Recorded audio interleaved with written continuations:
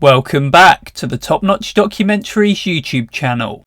By all accounts, 47-year-old Gilbert Gilman was visiting the Staircase Rapid Loop trailhead at the Olympic National Park in Washington to take photographs. Whereas the vast majority of people visit this trailhead to go hiking, Gilman had other ideas on the sunny afternoon of June 24, 2006.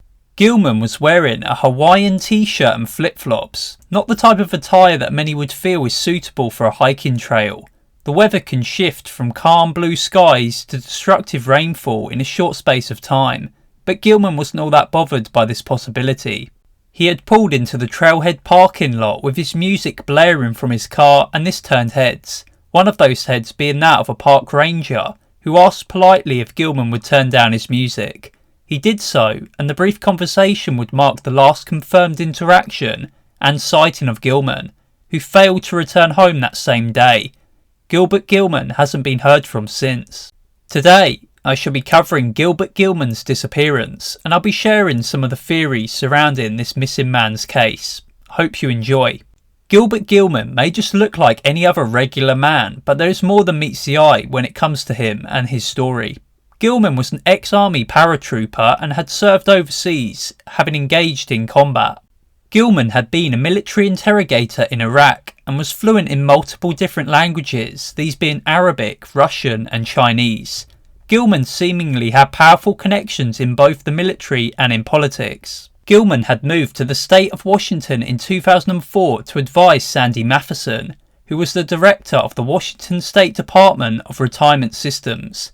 Gilman helped to advise Sandy on a congressional campaign, and this campaign served more than 550,000 employees from state and local government. Gilman had already worked as a civilian contractor in Iraq, and so was already experienced with supporting different people and providing his expertise when it was needed.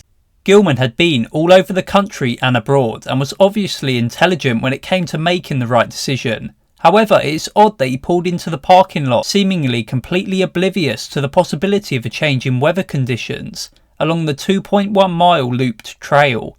His footwear wasn't matching the terrain, and some theories may explain why his carefree demeanour and bizarre clothing choice were implemented by him on this very day. A theory circulated that Gilbert Gilman had formerly been a part of a secret military intelligence assignment, which isn't hard to believe. He lived a very secret life, maintaining a grip on hidden information from leaking to people around him. Some feel as though Gilman deliberately wore unsuitable clothing in order to catch the attention of people at the trail. They would have remembered his unusual outfit choice, and he could have easily pretended to be a clueless city dweller who knew nothing about the outdoors.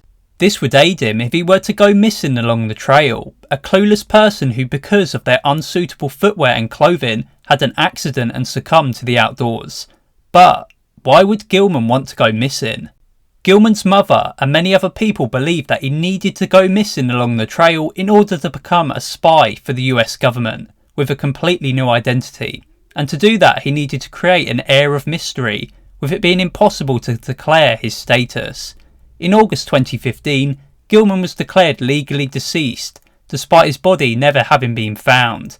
Since there have been no new updates or explanations as to where he might have gone, this decision was made. This theory is incredibly tough to verify, as the government is pretty secretive in general. It sounds like a bit of a stretch to say that Gilman did this intentionally, because this is a trail that is short and signposted. As mentioned, it's a 2.1 mile long trail, and surely if Gilman was intending on going missing deliberately, he would have picked a longer, less signposted trail, where a person is more likely to vanish from. The next theory involves Israel Keys, and this was ultimately disproven. I first heard about this theory from the Israel Keys Dark Minds episode. It sounded secure, and it looked promising at first. Israel had run a marathon around the same time, although as a side note, this ended up being inaccurate information. Gilman fit how many assumed an Israel Keys victim profile would be. A lone male in his mid to late 40s, 5'7" and average build, vanished along a hiking trailhead in the mid 2000s with no real leads and no resolution to the case. I felt as though Gilman could have easily have been a potential victim until the Dark Minds theory was ultimately disproven. I actually enjoyed the episode, and I'm glad that the information shared led to more coverage of Gilbert Gilman's case. Israel was ruled out by the FBI, and although there are some similar coincidences, like both Gilman and Israel had served in the military, and one potential Israel Keyes encounter had him claiming to know Arabic, having previously been in the Middle East, I think that these coincidences can be seen with other cases that he's been tied into though, like Bill Currier also having served in the military. These coincidences fueled theories and even more speculation arose. According to the FBI, evidence doesn't put Israel in the frame, and adding to this, Israel claimed to often move victim cars from abduction spots to confuse law enforcement. Gilman's car was in the same parking lot, at the same trailhead where he was last seen. Gilbert Gilman was officially reported missing on the day after his trip to Staircase Rapid Loop Trailhead. It was Sunday, June 25th, and Gilman was due to meet his work director but never showed. Shortly thereafter, the timeline of his last known movements was put together by police, and his vehicle was located in the trailhead parking lot a few days after he had vanished. A large search and rescue effort was organised, and this lasted for 10 days. In this time, helicopter support and tracker dogs were brought in to aid the search team. No trace of Gilman was ever found, and the mystery as to what had happened to him is still up in the air.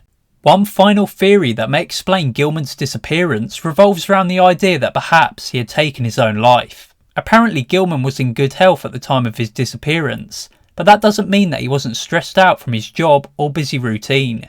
Any number of factors contribute to someone taking their own life, and many visit areas of natural beauty to do this. Most people who go missing in the Olympic National Park end up being found, and in a case like this, where no trace is picked up on, it is exceedingly rare. I don't know what to make of the suicide theory, but statistics show that men are more likely to take their own life. Men aged between 45 to 64 have a high risk of suicide than many other groups, and Gilman would fit into this age range. Suicide is often impulsive, and despite Gilman's seeming upbeat mood, which was hinted at by his radio music and flashy outfit, who knows what he was thinking. This case is a puzzling one, and there are little leads as to what became of Gilbert Gilman. He was a man who achieved a lot and led a confidential life, and these untold secrets are just waiting to be solved. This has been the missing persons case of Gilbert Gilman. As always, thank you for watching.